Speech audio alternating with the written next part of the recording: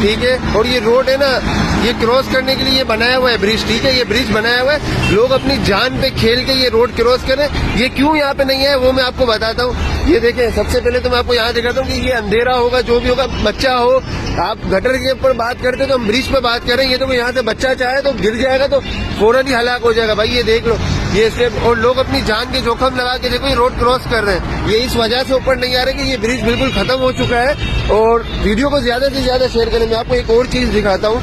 ये स्टेप तो अभी कंप्लीट नॉर्मल सही है, मैं आपको नीचे का स्टेप दिखाता हूँ। ये देखिए सब अपनी मदद आपके तहत कर रहे हैं। ये ब्रिज बिल्कुल गया हुआ है। ये देखो स्टेप भी यहाँ पे मौजूद नहीं है।